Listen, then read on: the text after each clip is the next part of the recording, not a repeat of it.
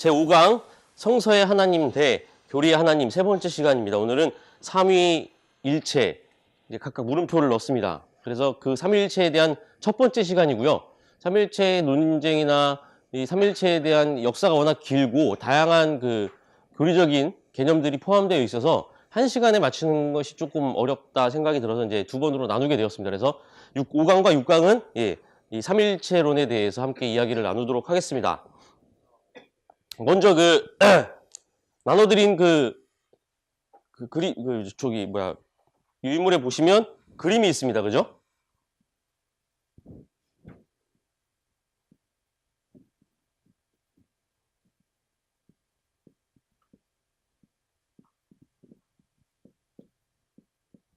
이렇게 돼 있고, 여기에는 이제 하나님이라는 의미의 라틴어가 쓰여 있습니다. 여기는 아버지, 여기는 아들, 여기는 성령. 이게 이제 이 삼위일체라고 하는 그 사상을 도식화한 그림인데요. 뭐 어떤 사람은 뭐 이렇게 표현하기도 합니다. 뭐 다양해요. 근데 이건 약간 좀 전통적인 의미에서 삼위일체를 어떻게 표현하는가를 보여주는 그림이라 제가 이제 따왔는데요. 이 재밌는 게 보면 이제 라틴어로 되어 있습니다만 이 EST라고 하는 것이 이제 영어로 하면 is입니다. no는 not이에요. 그래서 여기는 뭐뭐가 아니다입니다. 여기도 아니다. 여기도 아니다. 근데 여기는 이다입니다. 여긴 아니네요. 예. 이게 무슨 뜻이냐면 아버지와 아들은 같지, 그러니까 아버지는 곧 아들이 아니라는 겁니다. 마찬가지로 아들은 성령이 아니라는 거고 아버지는 성령이 아니라는 거예요. 이 꼴이 아니라는 겁니다. 근데 아버지는 하나님이시고 아들도 하나님이시고 성령도 하나님이시다. 그래서 삼위일체를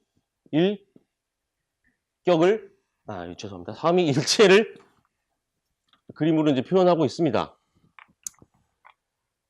이해가 될 듯 하면서도 안 돼요. 그죠? 우리가 하나님을 성부, 성자, 성령으로 이해하고 있지만 성부 하나님, 성자 하나님, 성령 하나님이라고 각각 또 하나님이라는 이름을 붙입니다. 그런데 성부 하나님, 성자 하나님, 성령 하나님은 원래 한 하나님이다. 그런데 어떤 때는 성부 하나님으로, 어떤 때는 성자 하나님으로, 어떤 때는 성령 하나님으로 우리에게 자신을 드러내신다라는 표현이에요.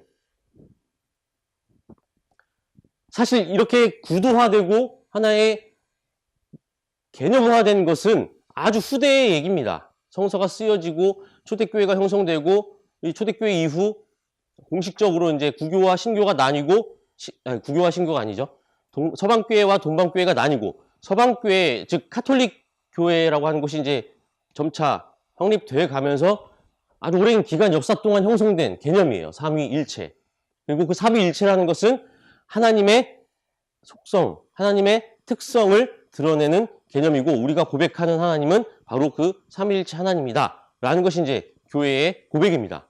다음 시간 얘기하겠지만 그것이 가장 처음 이제 확정된 것이 325년 니케아 공의회, 그러니까 예수님이 죽으신 지 300년 이상 지난 뒤에야 교회들이 모여서 만든 그 공의회에서, 회의 자리에서 이제 확정이 된 거예요. 그리고 그것이 니케아 신조, 우리가 지금 쓰고 있는 사도 신조에 포함이 되면서 우리는 거기에서 이제 하나님을 성부, 성자, 성령, 삼위일체 하나님으로 고백하기 시작합니다. 그런데 이것이 삼위일체가 영어로 표현하면 트리니티예요. 우리말로 표현하면 삼위일체. 그래서 위는 이렇게 씁니다. 체는 복잡해요. 예, 포기하겠습니다. 제가 한자 세대가 아닙니다. 예, 한결의 세대이기 때문에 제 이름은 잘 쓰지만 어찌됐든 이 체는 육체 할 때, 본체 할 때, 몸체 할 때 쓰는 겁니다. 몸이라는 뜻이죠. 위는 뭐죠? 그죠? 지위, 위치라고 하는 무언가 공간적인 의미 혹은 계층적인 의미 혹은 뭐 이런 뜻으로 쓰여요. 위계의 질서 할 때 그 위입니다. 근데 이 트리니티는 뭐다? 이렇게 나눠보면 3이라고 하는 그 라틴어의 유나이티라고 하는 통일성을 얘기하는 그 라틴어가 이렇게 합치된 단어예요. 그래서 세 개가 통일되었다, 하나로 되었다라는 뜻의 합성어입니다. 자, 이제 이게 3위라고 하는 것과 1체에 대해서 얘기할 건데요. 이 위는 본래 의미로, 그러니까 본래 단어로 페르소나라는 뜻을 어원을 갖고 있습니다. 이 체는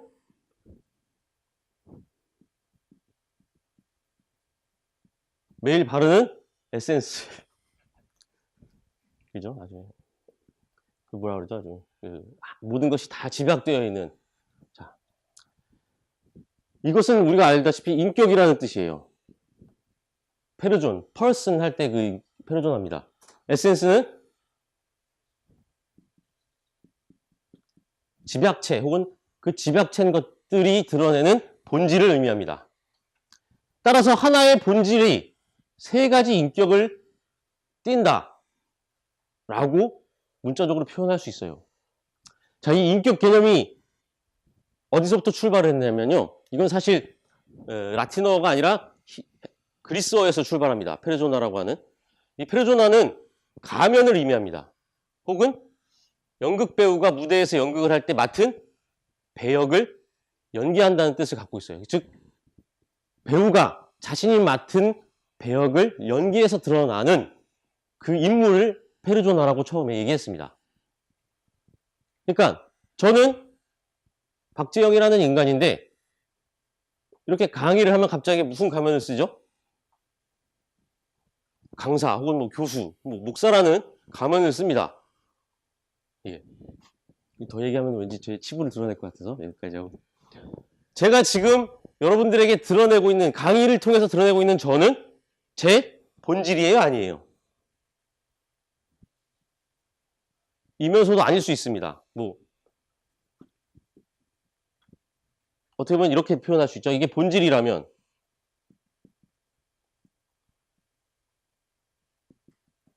제 인격 하나가 목사 혹은 교수, 강사로 여기 들어가 있는 거죠. 나머지 본질은 이걸 통해서 다 드러나지 않습니다. 감추어져 있어요.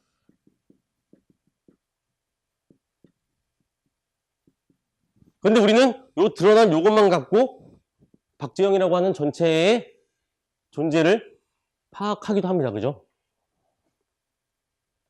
우리 이제 뭐 교회 공동체에서 만나서 막 서로 얼굴 보고 친해지고 합니다만, 그리고 바깥에서도, 사회에서도, 그리고 가정에서도 관계를 맺곤 하지만 가끔씩 내가 알던 사람이 맞나 할 때가 있어요. 그죠?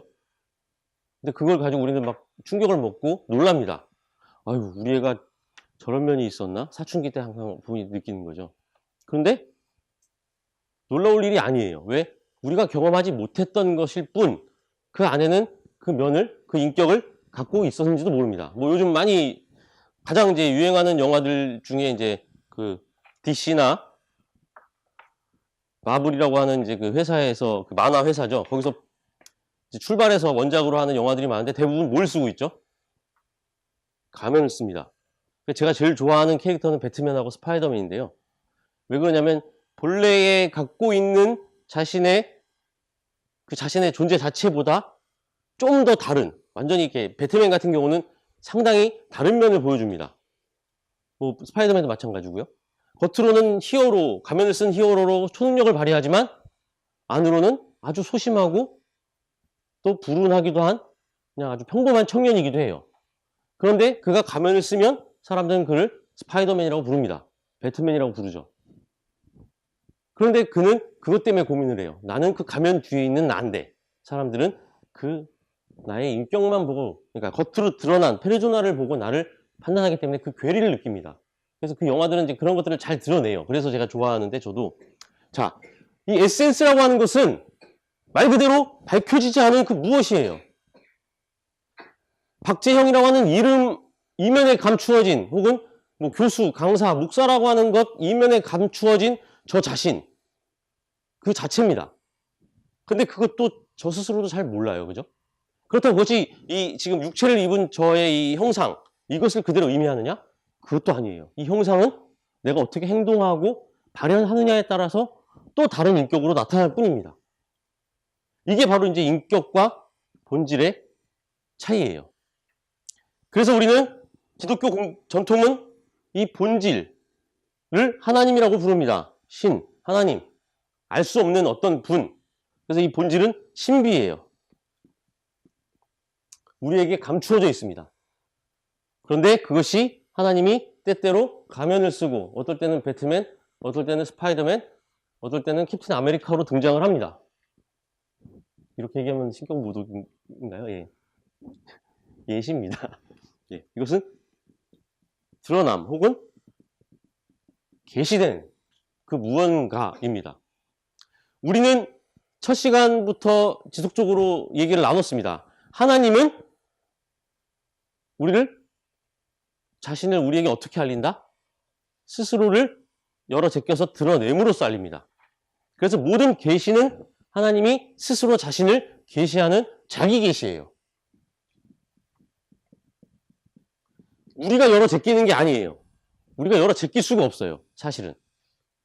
아무리 우리가 친한 사람과 오랜 시간 동안 대화를 나누고 동고동락 하더라도 그를 다 벗겨낼 수가 없습니다. 어떨 때만 가능하죠? 그 사람이 나에게 마음을 열 때만 가능하죠. 인간 대 인간도 그렇지만 하나님은 더더군다나 인간이 아닙니다. 우리하고 다른 존재예요. 적어도 우리가 아는 한. 그렇기 때문에 하나님이 스스로 자기를 드러내지 않으면 우리는 하나님을 알 수가 없습니다. 하나님이 스스로를 드러내는 방식, 바로 이 세 가지 인격, 페르소나라고 생각하시면 돼요. 그게 바로 우리에게 성부, 성자, 성령이라는 이름으로 알려졌습니다. 그런데 여기서 또 중요한 것은 이 드러남이 하나님이 자기를 계시하지만 우리가 그것을 직접 수용할 수 없어요. 자, 여기서 이제 표정에 첫 시간부터 들으신 분과 그렇지 않은 분의 차이가 드러납니다. 자, 하나님은 우리를 무엇을 통해서? 매개를 통해서 드러냅니다. 이 매개라고 하는 것, 매개의 과정을 거치기 때문에 하나님의 계시는 본질적으로 간접 계시예요. 그래서 요약하면 하나님의 간접적인 자기 계시입니다. 이 간접적인 자기 계시 안에는 뭐가 들어가 있죠? 가장 원초적으로 자연 혹은 세계가 있습니다. 우리가 살아가고 있는 역사가 있습니다. 그리고 한 단계 더 거치면 우리가 직접 혹은 직접이라고 생각하면서 읽는 하나님의 말씀, 성서가 있습니다. 그리고 그 성서를 통해 계시된 의미들이 있어요. 그리고 그것을 통해 고백되어져서 그 하나님을 믿고 그 하나님을 따르겠노라고 고백하는 교회라고 하는 공동체가 있습니다. 그리고 교회 공동체를 통해서 형성된 가르침, 교리, 그리고 그것을 통해서 질서로 확립해 나간 전통이 있습니다. 그리고 우리가 사회를 통해 이 세상을 통해 경험하는 다양한 사건들이 있죠. 그것을 통칭해서 매개라고 부릅니다. 그리고 우리는 무엇을 통해서 생각하고 무엇을 통해서 경험하고 자기를 드러내죠? 수용하고 언어라는 것을 통해서 합니다. 그리고 언어뿐만 아니라 감각. 그러니까 인간이 갖고 있는 오감을 통해서 경험을 합니다. 보고 듣고 맛보고 만짐으로써 우리는 무언가를 경험해요. 그리고 그것을 우리 머릿속에 한번 필터링해서 생각합니다. 근데 생각하는 것은 또 언어를 통해서, 언어라는 과정을 통해서 무언가를 이제 생각하기 시작해요. 개념을 만들고 무언가 계속 분류를 해서 카테고리를 만들고 그래가지고 종합을 해서 내가 무언가를 행해야 한다라고 하는 실천에 대한 판단을 내립니다. 그리고 나서 행동해요. 무언가를 경험하고 받아들이면 그 무수히 많은 과정을 거칩니다. 그리고 우리는 비로소 안다, 깨달았다, 내가 생각한다 라고 합니다. 우리가 일상에서 경험하는 것들도 이러한 과정을 거치는데 하나님의 계시는 더 말할 것이 없겠죠. 물론 하나님은 우리와 전적으로 다른 존재이고 또 지난 시간 얘기했던 것처럼 우리는 전지전능하신 초월적인 하나님이라고 고백하기 때문에 그 하나님은 또 초월적인 방법으로 우리에게 자기를 드러낼 수 있어요. 하지만 그럼에도 불구하고 그 초월적인 방식, 초자연적인 방식으로 우리에게 자신을 계시하는 것 또한 직접적이다라고는 말할 수 없습니다. 왜? 그것이 다시 우리에게 고백되어지는 순간 우리의 행동이나 우리의 삶이나 언어로 표현되기 때문이에요. 그래서 또 누군가에게 전했을 때 그것은 더 수많은 과정을 거치게 됩니다. 마치 하나님의 말씀이라는 것이 우리나라에 들어왔을 때 처음 개역 성경이 들어왔을 때 번역되었을 때 헬라어, 히브리어 성경이 라틴어로 번역이 되고 그 이후에 독일어로 번역이 되고 그 이후에 영어로 번역이 되고 킹 제임스 버전이라는 것이 생기고 그것이 중국에 들어가서 중국 사람들에게 선교하기 위해서 중국어로 번역이 되었다가 다시 우리나라에서 중국어가 한글로 번역되는 과정을 거칩니다. 근데 우리는 오랜 동안 그 하나님의 말씀인 성서, 개역 성서를 오직 유일한 하나님의 말씀이다라고 고백해 왔었어요. 문자 그대로. 근데 살펴보니 오역도 많고 잘못된 번역이 많습니다. 성서 자체도 모순과 오류들이 존재해요. 왜? 인간이 오랜 시간 동안 쓴 책이기 때문에.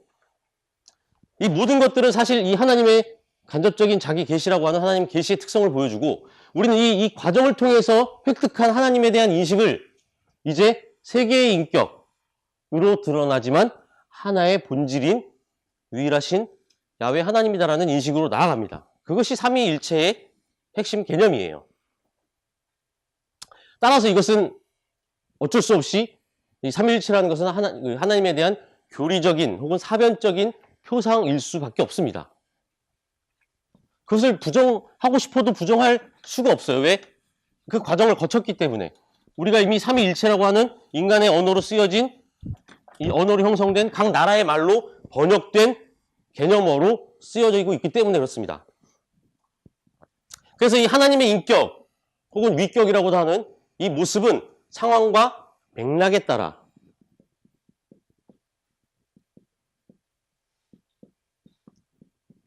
하나님이 자신을 드러내는 하나님의 현현, 드러냄으로 이해할 수밖에 없습니다. 혹은 현현 방식. 그리고 다음 시간에 얘기하겠지만 뭐 이래서 뭐 양자론이니 양태론이니 막 이런 이제 막 어려운 말들이 막 등장을 해요. 이것 또한 어떻게 우리가 이해할 것인가? 이걸 단순히 하나님이 아까 얘기했던 것처럼 배트맨으로 썼다가 스파이더맨으로 썼다가 캡틴 아메리카로 썼다가 이렇게 볼 것인지 아니면 우리가 그를 똑같은 하나님인데 캡틴 아메리카로 보고 배트맨으로 보고 캡틴 아메리카로 본 건지 아니면 진짜 그 하나님이 각각 다른 존재로 우리에게 계속 다가왔던 건지 이걸 가지고 계속 논쟁을 합니다. 근데 사실 그 본질이라는 것은 신비이기 때문에 여전히 우리는 하나님은 삼위일체 하나님인데 그 삼위일체가 무엇을 의미하는가를 콕 집어서 정확하게 확정적으로 정의할 수는 없어요. 여러 가지 가설 혹은 이해, 고백들이 있을 뿐입니다. 자, 사실은 다른 한편으로 이 상황 맥락이라고 하는 것은 예수라고 하는 한 인물로부터 출발합니다. 이 갈릴리 출신, 이 나사렛 출신 예수라고 하는 한 시골 청년, 나이도 어린 이 시골 청년이 했던 그 행동을 보고 많은 사람들이 이를 누구라고 부르기 시작하죠? 하나님의 아들이라고 부르기 시작합니다. 그리고 하나님의 아들이라고만 부른 것이 아니라 그죠? 메시아라고 부르기도 하고 혹은 구원자라고 부릅니다. 그리고 마지막에 이를 하나님이다 라고까지 칭하게 됩니다. 그러니까 원식 그리스도교 공동체, 예수를 따르던 사람들로부터 출발해서 초대교회 공동체에 이르기까지 이 한 인간이었던 예수가 이렇게 불리기까지 어떻게 불리게 됐었으며 그러니까 자신들이 살고 있던 이 상황과 맥락에서 또한 그를 어떻게 변증하고 전할 것인가를 고민하다가 발전된 신학적인 고민의 흔적이 바로 이 삼위일체라는 것입니다. 그리고 교회의 신앙의 결과물이기도 합니다.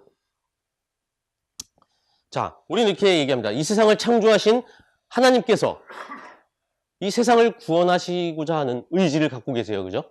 창조해서 보시기에 좋았는데 점차 타락을 합니다. 인류는. 하나님이 본래 창조 의지로 실현했던 것과 다른 방향으로 세상은 나가요. 그러니 하나님은 이 세상을 사랑하셔서 구원해야겠다라는 생각을 가집니다. 창조 의지와 구원 의지는 처음과 시작일 뿐 같은 거예요. 그래서 이 구원 의지를 실현하기 위해서 자신의 아들을 보내셨다라고 성서는 고백합니다.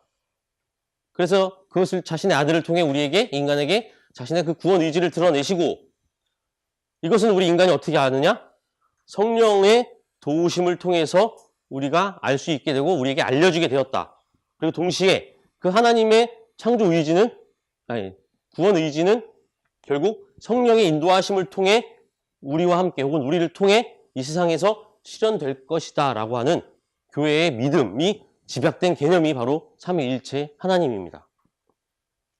하지만 일련의 그 신학 사상들은 이 삼위일체를 성서에 근거한 것이 아니다 라고 섣불리 잠정적으로 평가하기도 했었어요. 뭐 흔히 이제 그 18세기 자유주의, 19세기 자유주의 신학이라고 하는 뭐 그 흐름들. 그래서 이것은 성서에 근거한 것이 아니라 고대 그리스 철학에 기인한 이 고대 교회의 사변적인 산물, 즉 교리적 산물이다라고 평가하기도 했습니다. 그리고 실제로 이제 우리가 전통적인 교의학이라고 하는 그 분야에서 많은 신학자들이 하나님이 자신의 외아들을 낳는다. 이건 요한복음 1장 14절, 3장 16절, 누가복음 3장 22절에 나오는 표현인데요. 이 낳는다는 표현과 아버지가 성령을 내쉰다. 요한복음 15장 26절이라 이 등장하는 이 구절 근거해서 하나님의 삼위일체에 대한 그 개념을 파악해 왔습니다. 주장해 왔고요. 그래서 이것은 무엇과 연결되느냐? 제가 지난 시간 말씀드렸던 이전부터 존재하는 단 하나의 신적 존재. 뭐 플라톤식으로 얘기하면 이데아. 아리스토텔레스로 얘기하면 제일 목적인, 뭐 근원적인 일자 정도의 형태로 이해하고 그것을 통해서 하나님이 그 유일한 일자로서의 성부 하나님을 통해서 성자와 성령이 분출되었다 혹은 유출되었다 혹은 드러난다라고 하는 방식의 철학적 유심론적 틀 안에서 이해하기도 했었습니다. 그래서 그것에 대한 뭐 재평가나 비판은 이제 현대 신학 사상 안에서 아주 많이 일어나고 있어요. 그렇게 이해하면 안 된다. 그것은 유일한 하나님, 야훼 하나님의 유일신적인 그 특성은 유지할 수 있지만 삼위일체가 본래 표현하고자 하는 것은 오히려 훼손하고 있다라고 이제 평가를 하기 시작합니다. 그래서 우리는 먼저 이제 성서가 하나님을 어떻게 이 다양하게 이해하고 고백하고 있는지를 살펴보는 것이 중요합니다. 특별히 구약과 신약을 따로 구분을 해서 구약은 하나님의 현현을 어떻게 이해했는지, 어떤 식으로 표현했는지, 신약은 이 예수 그리스도를 통해 현현된 하나님을 그리고 예수 그리스도를 통해 약속된 성령을 어떻게 표현하고 고백했는지를 먼저 물어야 해요. 그래야 우리가 사변적 교리가 아닌 우리가 경험한 이 삶의 과정 그리고 우리가 씨름한 그 성경과의 대화를 통해서 조금 더 진리에 근접하는 하나님에 대한 표상을 가질 수 있을 거라고 생각이 들어서 이제 한번 함께 고민을 해보고자 합니다. 그래서 이제 삼위일체 하나님에 대한 문제 제기 혹은 이제 이해의 시작은 바로 방금 잠깐 말씀드렸지만 누구로부터? 예수라고 하는 이제 한 인간으로부터 시작합니다.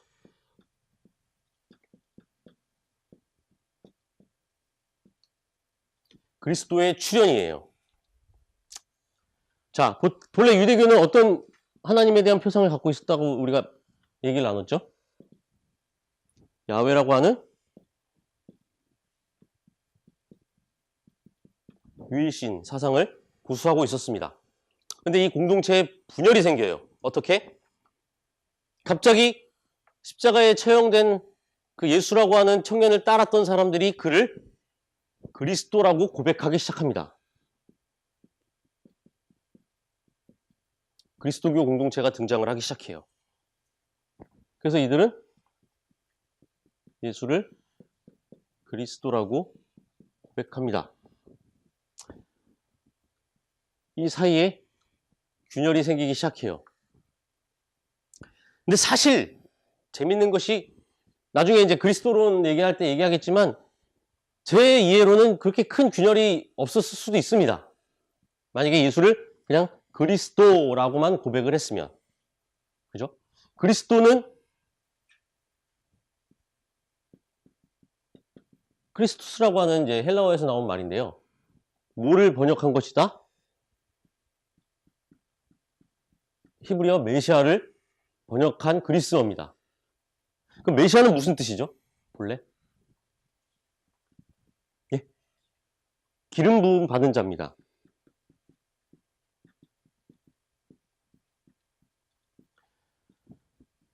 이스라엘 전통에서 누구한테 기름을 붓죠? 선지자들이, 예언자들이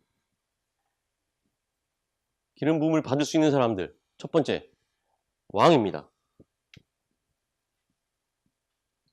두 번째, 제사장. 세 번째,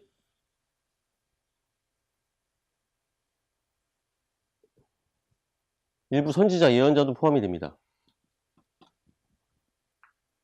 그런데 이게 이제 조금씩 진행되면서 요거는 살짝 희미해져 가고 왕이라고 하는 표상이 강하게 드러납니다. 이 왕은 어떤 왕일까요? 메시아라고 했을 때 모든 왕을 칭하지 않습니다. 나중에 포로기 이후 나라를 뺏기고 국토를 뺏기고 민족이 뿔뿔이 흩어진 그 상황에서 이스라엘 사람들은 이 왕을 자신들이 그동안 자신들의 국가를 형성했던 이끌었던 모든 통치자들을 의미하지 않았어요. 누구를 한정해서 다윗을 한정해서 사용했습니다.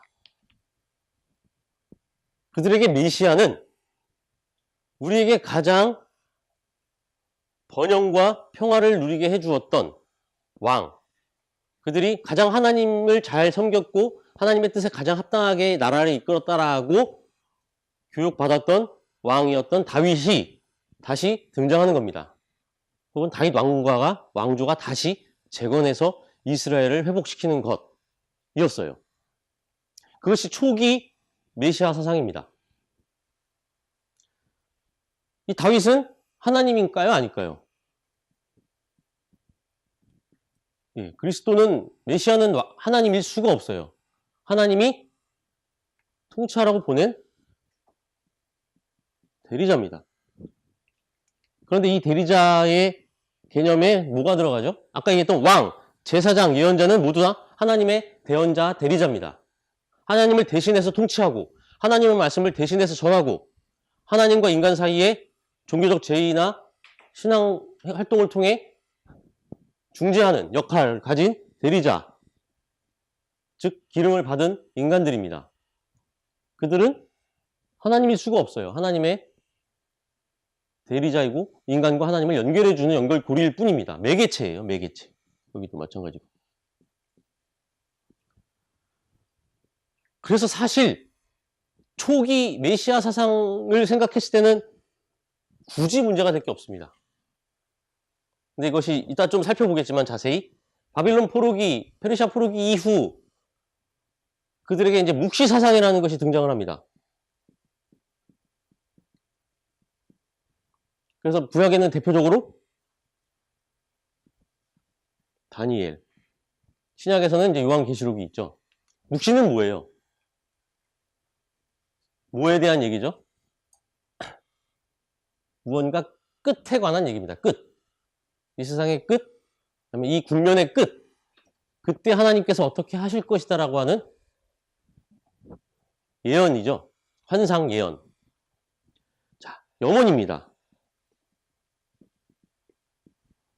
이 다니엘을 통해서 이 다니엘서에서 등장하는 이제 본격적으로 이 묵시 사상이 등장합니다. 그때 이 묵시 사상적 메시아는 조금씩 신적 표현을 가미되게 돼요. 그래서 우리 인자라는 말 많이 들어보셨죠? 인자란 말이 이제 들어갑니다. 근데 그 인자는 사람이라는 뜻이에요. 사람의 아들. 근데 그 인자가 어디에서?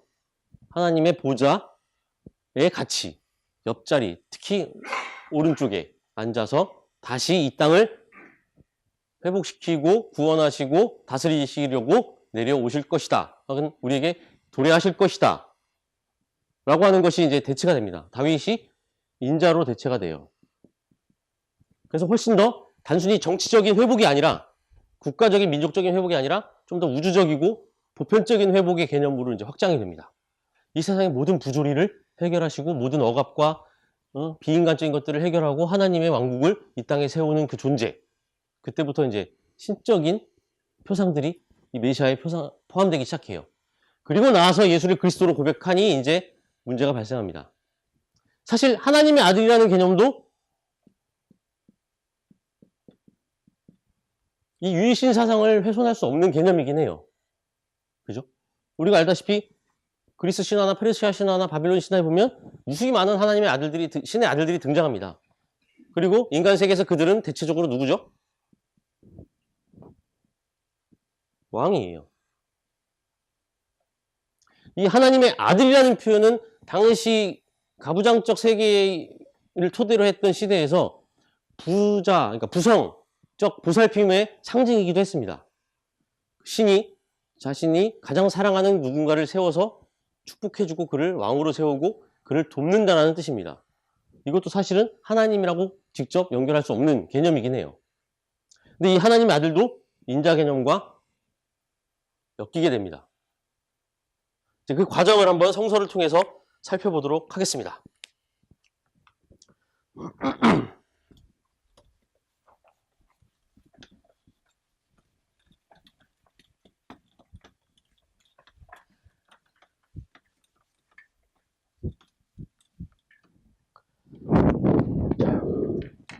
이제 구약성서 속에서 삼위일체 하나님에 대한 단초들, 구약성서에서 하나님을 어떻게 표현했길래 사람들은 이 삼위일체론이 성서에 근거한 것이다라고 이해했을까? 먼저 살펴보도록 하겠습니다. 창세기 1장 1절 한번 보겠습니다. 제가 읽어드리겠습니다. 태초에 하나님이 천지를 창조하셨다. 2절, 땅이 혼돈하고 공허하며 어둠이 깊음 위에 있고 하나님의 영은 물 위에 움직이고 계셨다. 예, 죄송합니다. 창세기 2절입니다. 하나님의 뭐라고 나오죠? 하나님의 영이 창조되기 전에 혼돈으로 가득 찬 궁창 위를 떠다니고 계셨다라고 표현을 해요. 자, 그리고 26절 보겠습니다. 하나님이 말씀하시기를 우리가 우리의 형상을 따라서 우리의 모양대로 사람을 만들자. 이렇게 나옵니다. 하나님이 자신의 모습을 따서 인간을 창조하는 모습이죠. 근데 여기서 하나님이 스스로를 뭐라고 부르죠? 우리라고 호칭합니다. 많은 사람들이 이 우리라는 표현 안에 이미 그 삼위일체 하나님의 표상이 게시되어 있다라고 많이들 문자적으로 이해를 했습니다. 그런데 이 우리라고 하는 말에 왜 우리라고 썼느냐? 여기서 말하는 이 하나님은, 하나님의 신명은 야훼가 아닌 지난 시간에 얘기했듯이 엘로힘입니다. 즉 복수예요. 신들이, 엘들이라는 뜻입니다. 그래서 창세기 1장은 하나님의 명칭을 엘로힘이라고 불러요. 그래서 우리라는 말로 인칭 대명사를 쓴 거예요.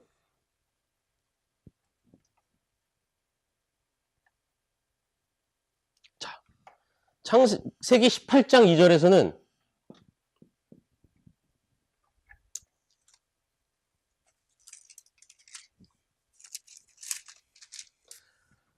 이렇게 합니다. 아브라함은 반드시 죄송합니다. 창세기 18장 2절을 보면 아브라함이 고개를 들고 보니 웬 사람 셋이 자기의 맞은쪽에 서 있었다. 그는 그들을 보자 장막 어귀에 달려나가서 그들을 맞이하여 땅에 엎드려서 절을 하였다. 이렇게 합니다. 여기에는 아브라함에게 나타난 3인의 사무라이가 아니라 나그네가 등장합니다. 3명이라고 나와요. 굳이. 그죠? 이 3인은 아브라함과 사라에게 아들을 약속합니다. 이삭을. 그리고 동시에 아브라함의 조카인 롯이 살고 있는 소돔과 고모라의 심판을 또한 알리러 옵니다. 그래서 하나님의 천사들이라고도 표현하고 사자라고도 표현합니다. 근데 왜 3명을 보냈을까? 바로 이것도 하나님의 삼위일체를 나름대로 함축해서 표현한 것이다 라고 합니다. 근데 이 구약 전통, 초기 유대교 전통에서 하나님은 하나님의 천사들과 구분되는 존재로 인식되지 않았어요.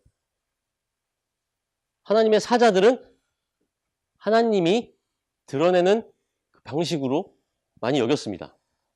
그렇기 때문에 더 그런 삼위일체적인 요소를 갖고 있다라고 이해되기도 했었어요. 그러니까 우리가 뭐 그 이후에 발전된 신학적인 혹은 신화적인 생각으로 하나님과 거느리는 천사들, 이거는 사실 좀 후기의 얘기입니다. 하나님은 자신을 다양한 방식으로 드러내는 존재였어요. 모세에게는 떨기나무에서 불타는 불로, 그죠? 어떨 때는 그룹으로 나타나기도 했습니다. 그게 이제 하나님의 천사라고 하는 명칭이기도 한데, 어찌됐든 그것을 그렇게 구분해서 사용하지 않았어요. 이스라엘 사람들은, 유대인들은 신의 현현 그 자체가 하나님이다 라고 생각했습니다. 왜냐하면 그들에게 하나님은 이름도 함부로 부를 수 없고 우리가 직접 얼굴을 마주할 수 없는 존재이기 때문에. 자, 그리고 또 이제 대표적인 것만 살펴봅니다. 사무엘 하에 보겠습니다. 7장 14절에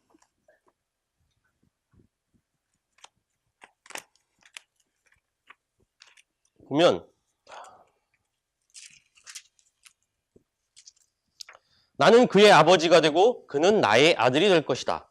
그가 죄를 지으면 사람들이 저의 자식을 매로 때리거나 채찍으로 차듯이 나도 그를 징계하겠다. 그래서 나단 예언자를 통해 하나님은 다윗을 축복하시는데 다윗을 아들이라고 칭합니다. 그리고 하나님 자신은 다윗의 아버지다라고 부릅니다. 구약에서도 하나님이 자신을 아버지로 드러내요. 그런데 이것은 예수가 하나님을 아버지로 부르는 것과 조금 차이가 있습니다. 이것은 당시 대부분 그 문화권에서 통용되던 왕에 대한, 아까 얘기했던 하나님의 아들, 신의 아들이라고 하는 왕에 대한 상징적 표현이거나 혹은 종교와 종교 권력과 그 국가 권력, 군주가 맺는 그 상징적인 조약의 표현의 일부이다라는 그런 의견이 있습니다. 그래서 예수께서 아버지라고 부르는 것과는 좀 차이가 있지만 어쨌든 아버지라는 표상이 등장하기 시작합니다. 구약에서도. 그리고 이제 욥기에 또 독특한 하나님의 표상이 등장을 합니다. 욥기 1장 6절을 보면 여기서도 하나님이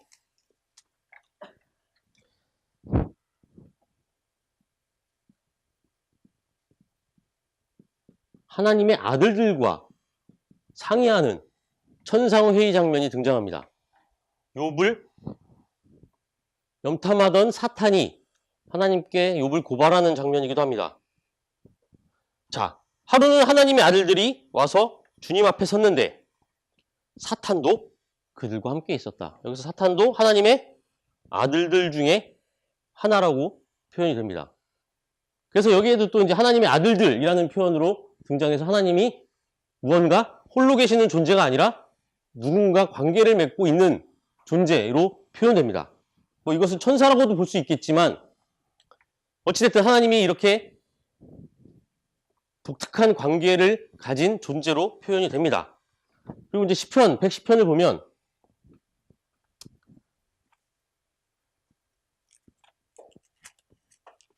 여기서는 하나님이 더 직접적으로 자신을 아버지다라고 드러냅니다. 110편 1절을 보겠습니다. 주님께서 내 주님께 말씀하시기를 내가 너의 원수들을 너의 발판이 되게 하기까지 너는 내 오른쪽에 앉아 있어라 하셨습니다. 이것은 예수가 재판을 받거나 대제사장들, 율법학자들에게 신문을 받을 때 직접 인용한 부분이기도 합니다. 여기서 주님께서의 주님은 누굴까요? 야훼입니다. 그리고 이 시편 저자의 시적 화자의 내 주님은 누굴까요? 이것도 똑같이 아도나이긴 한데 이 아도나이는 야훼 하나님을 부르는 이름이었어요. 근데 이 아도나이는 앞에 나라고 하는 소유 대명사가 들어옵니다. 네. 이거 누굴까요? 바로 다윗의 주님입니다. 밝혀지지 않았어요. 그런데 이 내 주님이 주님에게 하나님이 내 오른편에 앉아 있어라. 오른편에 앉아 있는 그 주님의 표상으로 드러납니다. 그래서 야훼가 이 다윗의 주님을 자신의 오른편에 앉아 있도록 했다. 그러니까 더 직접적인 하나님의 아들 혹은 그리스도의 표상이 드러나 있습니다.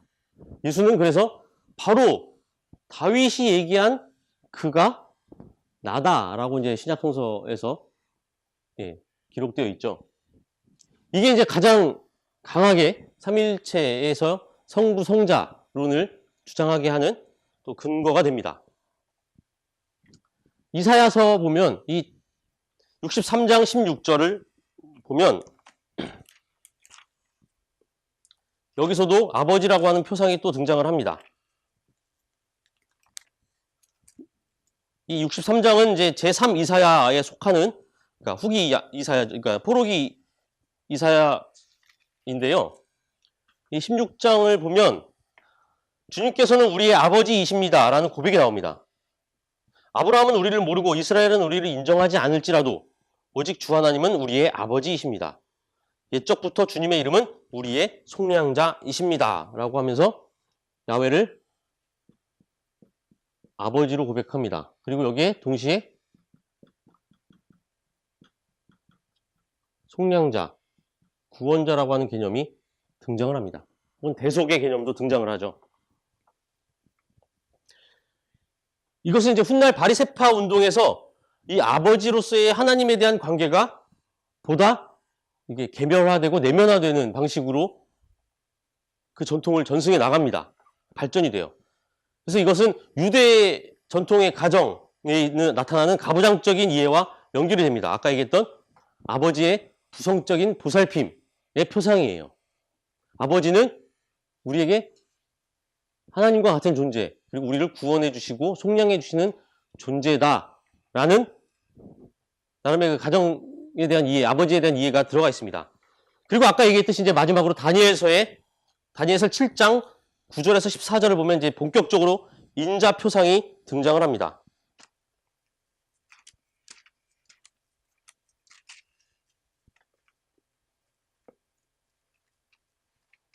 다니엘서 7장 9절에서 14절 제가 한번 읽어보겠습니다. 내가 바라보니 옥자들이 놓이고 한 옥자에 옛적부터 계신 분이 앉으셨는데 옛적부터 계신 분이 앉아 계십니다. 옷은 눈과 같이 희고 머리카락은 양털과 같이 깨끗하였다. 훗날 요한계시록에도 이제 비슷한 표상이 등장을 합니다. 그리스도를 상징하는 어린 양.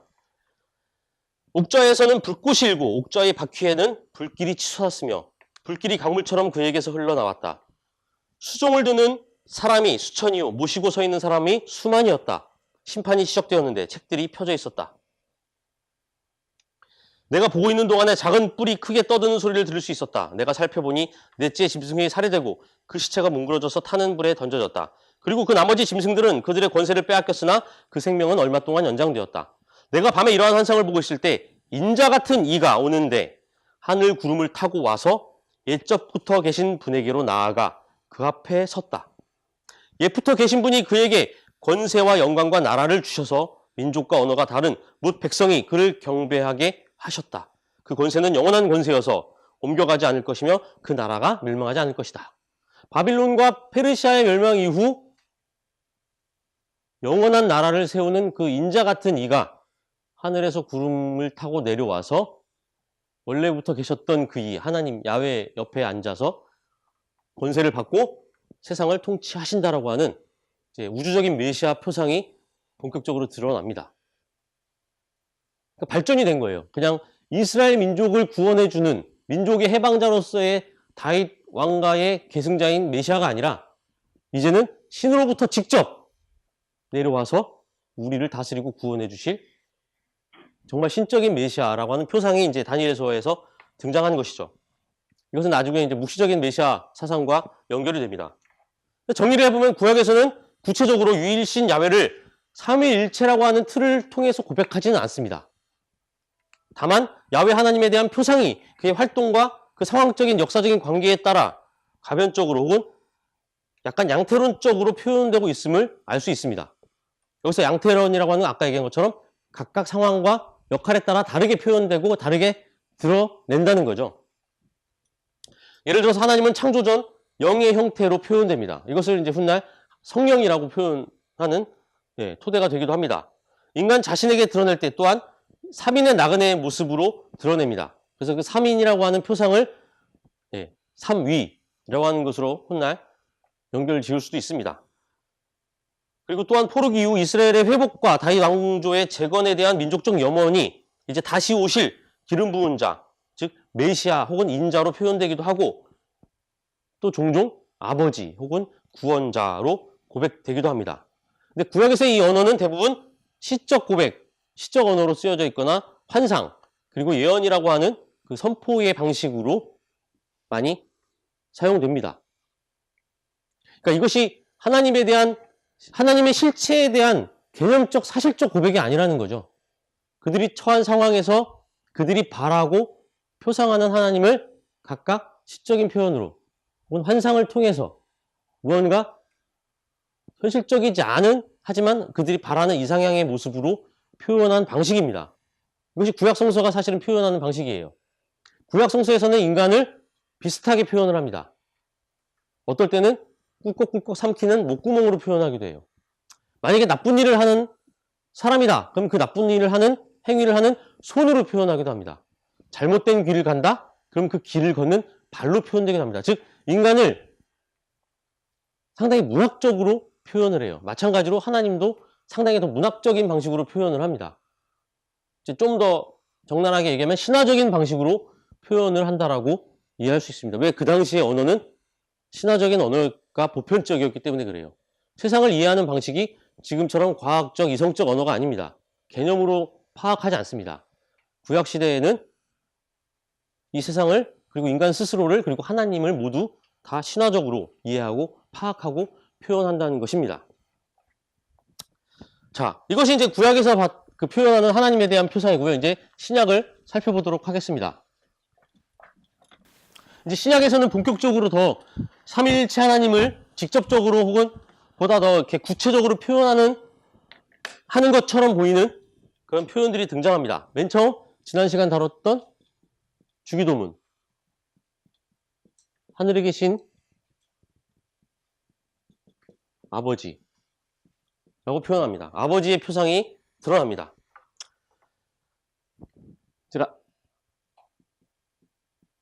아람어로 아빠죠, 아빠. 예수님은 이제 아람어를 사용하셨는데 아빠라고 부릅니다. 아바 혹은 아빠. 그래서 이것은 이 바리새파들이 그 아까 얘기했던 이사야의 전통을 따라서 확장시켰거나 발전시켰던 그 내면적이고 개별적인 하나님과의 관계의 친밀성을 예수님도 어느 정도 따르고 있는 것으로 보입니다. 그래서 예수님과 하나님과의 직접적인 친밀한 관계, 자신을 그렇게 고백하고 있고 또 나중에 훗날 그 아버지를 이스라엘 혹은 모든 사람들에게 다 확장을 시킵니다. 그래서 예수님이 한편으로는 이 바리새파들의 이 율법 중심주의는 비판은 하지만 예수님도 그 바리새파 전통에서 완전히 벗어난 그러니까 인물은 아니었다라고 하는 것이 이제 학자들의 견해입니다. 그리고 마태복음 16장 16절에 보면 이제 베드로의 고백이 나옵니다. 예수에 대한 베드로의 고백. 선생님은 살아계신 하나님의 아들. 이면서 동시에 그리스도이십니다. 라고 고백합니다. 그리스도와 하나님의 아들을 연결시킵니다. 뭐 많은 성서학자들이 이는 이제 후대 교회의 고백이 삽입된 것이다라고 이제 이야기를 합니다. 하지만 뭐 그것을 놓다고 하더라도 이것은 베드로의 고백이고 베드로가 경험한 예수 그리고 하나님의 고백입니다. 그리고 이것은 누구에 의해서 함구 명령으로 받죠? 예수님이 함구하라고 명령을 하심으로 끝맺습니다. 그것을 누구에게도 말하지 말라. 이때까지만 해도 예수는 자신의 그리스도 혹은 메시아성을 드러내지 않았습니다. 자, 마태복음 28장에는 이제 파송의 명령이 나옵니다. 예수께서 부활하신 후 제자들에게 나타나셔서 승천하시기 전에 제자들을 모아놓고 자, 너희는 가서 모든 민족으로 제자를 삼아서 아버지와 아들과 성령의 이름으로 세례를 주고 내 증인이 되라 라고 합니다.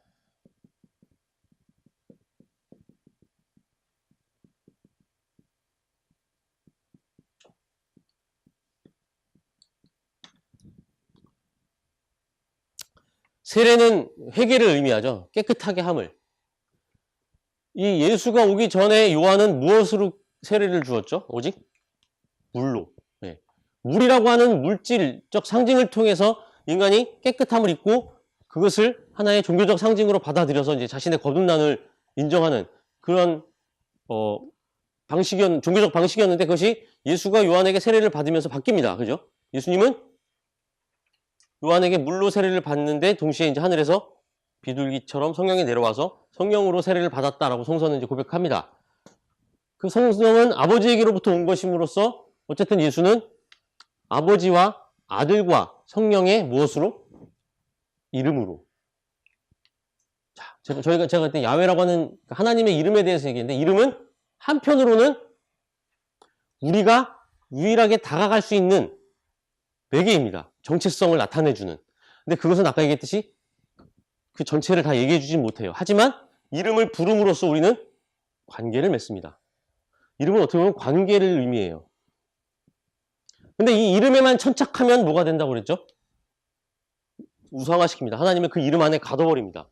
마찬가지예요. 성령으로라기보다는 성령의 이름으로 나름대로 그렇게 해석해 볼 수 있을 것 같습니다. 너희들이 경험한 그 아버지 하나님, 아들 하나님, 성령 하나님과의 관계 속에서 세례를 주라는 거죠. 네 스스로, 네 마음대로, 네 의지에 따라, 너의 사념에 따라 주지 말라는 겁니다. 그리고 이제 고린도 후서 13장에 보면 유명한 바울의 축도가 나옵니다. 성부, 성자, 성령의 이름으로 자, 주 예수 그리스도의 은혜와 하나님의 사랑과 성령의 사귐이 여러분 모두와 함께 하기를 빕니다. 그래서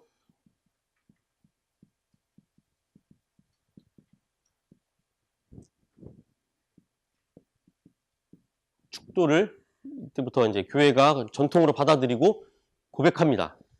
사용을 하죠. 이제 목사님들도 다 성부, 성자, 성령의 이름으로 축복기도 합니다. 뭐 이제는 우리 주 예수 그리스도의 은혜와 뭐 이렇게 쭉 나가죠. 예. 자, 그리고 마가복음 14장 62절에 아까 나왔던 시편 110장 1절, 9절이 나옵니다. 의회 앞에서 자신을 밝히라는 자신을 그리스도라고 이제 예수가 스스로 밝히는 장면입니다. 내가 바로 그이요. 당신들은 인자가 전능하신 분의 오른쪽에 앉아 있는 것과 하늘에 구름을 타고 오는 것을 보게 될 것이요. 라고 해서 그 시편의 이야기와 이제 다니엘서의 이야기가 여기서 이제 드러납니다. 그래서 이것이 이제 예수가 고발당하는 결정적인 원인으로 작용하게 되죠.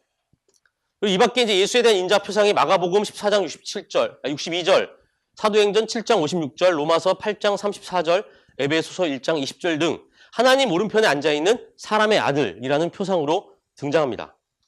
그리고 이제 요한복음에 로고스론이 등장합니다. 태초에 하나님이 태초에 말씀이 계셨고 그 말씀은 하나님과 함께 계셨다. 그리고 그 말씀이 곧 하나님이었다.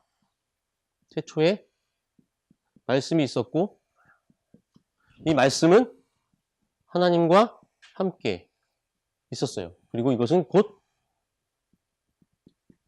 말씀이 곧 하나님이었다 라고 합니다. 그리고 이 로고스론이 성육신으로 발화됩니다. 하나님의 말씀이 로고스가 뭐가 되었다? 육신, 인간이 되었다. 이것이 바로 예수 그리스도다. 그래서 직접 이제 하나님과 예수를 연결시킵니다. 그리고 이 요한복음 저자 공동체와 연결이 된다고 볼 수 있는 요한 1서 5장 1절에서 8절을 보면 8절에 성령과 물과 피입니다. 이 셋은 일치합니다라는 고백이 나옵니다. 좀 더 자세하게 한번 읽어보겠습니다. 요한 1서 5장 1절에서 8절입니다. 예수가 그리스도이심을 믿는 사람은 다 하나님에게서 태어났습니다. 낳아주신 분을 사랑하는 사람은 다 그분이 낳으신 이도 사랑합니다. 우리가 하나님을 사랑하고 또 그 계명을 지키면 이로써 우리가 하나님의 자녀를 사랑한다는 것을 압니다. 하나님을 사랑하는 것은 그 계명을 지키는 것입니다. 하나님의 계명은 무거운 짐이 아닙니다. 하나님에게서 태어난 사람은 다 세상을 이기기 때문입니다. 세상을 이긴 승리는 이것이니 곧 우리의 믿음입니다. 세상을 이기는 사람은 누구입니까? 예수가 하나님의 아들이심을 믿는 사람이 아니고 누구겠습니까? 그는 물과 피를 거쳐 오신 분인데 곧 예수 그리스도이십니다. 그는 다만 물로써 오신 것이 아니라 물과 피로써 오신 것입니다. 성령은 증언하시는 분입니다. 성령은 곧 진리입니다. 증언하시는 이가 셋인데 곧 성령과 물과 피입니다. 이 셋은 일치합니다 하면서 하나님의 계명, 그 계명을 따르는 자, 그 하나님의 계명 그 자체, 그러니까 따르는 자로서의 그리스도, 그리고 그 그리스도를 증언해주는 성령이 곧 하나다라고 하는 이제 증언이 이제 여기 처음 등장을 합니다. 근데 이것은 하나님이라고 하는 존재 안에 각각 세 가지 인격이 있어서 이 세 가지 인격이 그 본체 안에 하나로 합해진다라는 말과는 좀 다릅니다.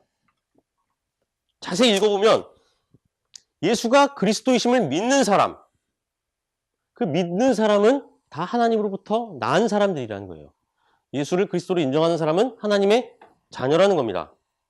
그리고 그 낳아주신 분, 하나님을 사랑하는 사람은 그분이 낳으신 이를 사랑하기도 한답니다. 우리는 하나님이 낳은 자녀이기 때문에 예수를 사랑하고 또 예수를 그리스도로 믿기 때문에 하나님의 자녀라는 겁니다. 우리가 하나님을 사랑하고 또 그 계명을 지키면, 즉 하나님을 사랑한다면 하나님의 계명을 지켜야 한다는 거죠. 그러면 이로써 우리가 하나님의 자녀를 사랑한다는 것입니다. 즉 서로를 사랑한다는 것입니다. 하나님을 사랑하는 것은 그 계명을 지키는 것입니다. 하나님에게서 태어난 사람은 다 세상을 이기기 때문입니다. 세상은 이긴 승리는 이것이니 곧 믿음입니다. 믿음과 사랑의 관계를 얘기하고 있어요. 믿음은 하나님께서 주신 그 율법을 지킴으로써 하나님의 의지를 실천하는 것이고, 사랑은 예수 그리스도를 믿고 사랑함으로써 하나님을 사랑하고 서로를 사랑하게 되는 관계를 만든다는 겁니다. 세상을 이기는 사람은 누구입니까? 예수가 하나님의 아들이심을 믿는 사람이 아니고 누구겠습니까? 그러면 예수를 하나님의 아들이라고 믿는 사람, 우리 또한 하나님의 자녀가 됩니다. 라는 것이 들어가 있습니다. 그래서 그는 물과 피를, 물의 세례와 피의 세례를 거친 분이에요. 그죠? 십자가에 달려 피를 쏟으심으로써 그는 다만 물로써 오신 것이 아니라 물과 피와 함께 오셨습니다. 그리고 이것을 성령이 증언하고 있고, 그 성령의 증언은, 성령 자체는 곧 진리입니다. 이 모든 것을 우리가 알 수 있습니다. 하나님으로부터 온 것이라는 것. 우리가 하나님의 자녀이고 하나님의 자녀로서 그리스도를 하나님의 아들이라고 믿고, 하나님이 우리 하나님이라고 믿고, 하나님과 예수 그리스도가 하나라는 것을 믿고 성령의 것을 증언하는 것을 믿는 것. 그것을 또한 우리는 성령을 통해서 알 수 있습니다. 이 셋은 일치합니다. 이것은 존재의 일치, 하나의 본체 안에 세 가지의 위격이 일치가 아니라 그리스도와 하나님과 성령이라고 하는 그 관계 안에서 하나님의 백성이라고 일컫는 인간들이 각각 맺는 관계의 일치이기도 하고, 또 그것이 상호 서로에게 관계 맺는 그 관계의 일치입니다. 서로를 보증해주고 서로가 서로에게 증언자가 되어주는 방식, 관계성을 드러내는 말이라고 보여지는 거죠. 이것은 그들이 증언한, 경험한, 경험하고 느끼고 깨달은 하나님에 대한 증언입니다. 그리고 결국 이 증언은 성령을 통해서 우리에게 드러나게 되었다. 이것이 이제 본격적으로 삼위일체라고 하는 개념을 확립시키게 되는 또 아주 중요한 토대가 되는 구절입니다. 정리해보면 신약성서에서는 보다 구체적으로 예수의 그리스도이심을 고백하고 밝히고 있습니다. 그것은 한편으로 이스라엘과 친밀한 관계를 맺은 아버지 하나님에 대한 표상, 그리고 이스라엘 회복을 위한 묵시적 인자 사상을 함께 전승하면서 나타나고 있습니다. 뿐만 아니라 이 요한복음의 로고스론을 통해 본격적으로 인간 예수와 신적 로고스를 일치시키고 성육신을 강조함으로써 당시 팽배했던 이원론적인 이분법적인 영지주의 사상을 한편으로 배격하고 그것으로부터 보호하기 위한 토대를 마련합니다. 마지막으로 이제 원시 그리스도교 공동체의 종교적 성립 과정에서 당시 이교들과의 논쟁에서 거기에는 영지주의도 포함됩니다만 예수의 그리스도됨을 변증하기 위해 점차적으로 이제 다양한 신학적 장치를 마련하는 모습을 이 성서의 증언들을 통해서 우리는 이제 볼 수 있습니다. 그래서 이제 성령을 통한 증언, 이것이 이제 성령론의 발전의 또 토대가 되는 그 구절이기도 합니다. 사실은 성서는 성부 하나님, 성자 하나님, 성령 하나님을 각각 개념적으로 서술하거나 표상하지는 않습니다. 자신들이 경험한, 만난 예수 그리스도를 통해 드러난 하나님을 성부 하나님, 성자 하나님, 성령의 하나님으로 각각 표현하고 있을 뿐입니다. 고백하고 있는 거죠. 그래서 우리는 성서의 전통이 정말 하나님을 삼위일체 하나님으로 고백한 것일까? 그 개념적 삼위일체론과 성서가 고백하는 성부, 성자, 성령의 하나님과 일치시킬 수 있을까? 라는 물음을 일단 먼저 가져야 할 것 같습니다. 그리고 그렇다면 성부, 성자, 성령 하나님으로 고백되는 그 하나님을 유이신 하나님의 사상인 야훼 사상과 어떻게 관계 맺을 수 있으며 그것이 그 유이신 사상을 훼손하진 않은가? 혹은 그것을 통해서 어떻게 유지할 수 있을까? 묻게 됩니다. 그것을 유지하기 위해서 이제 삼위일체라고 하는 개념이 등장한 것이죠. 그리고 예수를 그리스도로 고백하는 것과 하나님의 아들로 고백하는 것은 같을까? 아까 얘기했지만 약간 차이가 있습니다. 하지만 그것이 점차 하나의 맥락으로 합류되는 것을 또한 우리가 볼 수 있습니다. 그리고 하나님이 자신을 드러내는 방식과 관련해서 성서가 증언하고 고백하는 그 하나님의 모습을 우리는 지금 이 현대에 살고 있으면서 어떻게 이해해야 하는가? 그것도 우리가 한번 고민해 봐야 될 것 같습니다. 사실은 우리가 하나의 공동체를 이루고 함께 예배하고 함께 성서를 학습하고 공부하고 또 성서를 읽고 깨달음을 얻으려고 노력하는 것은 그것입니다.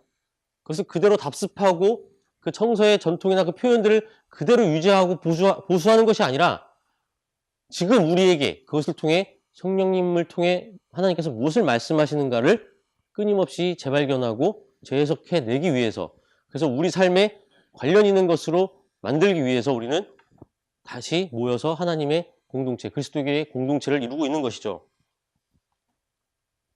그래서 과연 성서의 정승들이 하나의 본질, 본체, 에센스의 세 가지 위격, 인격, 페르소나로 하나님을 그 교리에서 얘기하는 삼위일체론과 똑같은 방식으로 이해한 것일까? 우리는 앞으로 계속 찾아나가고 또 고민을 해봐야 될 것 같습니다. 그리고 그것은 이제 우리가 다음 시간 교리사에서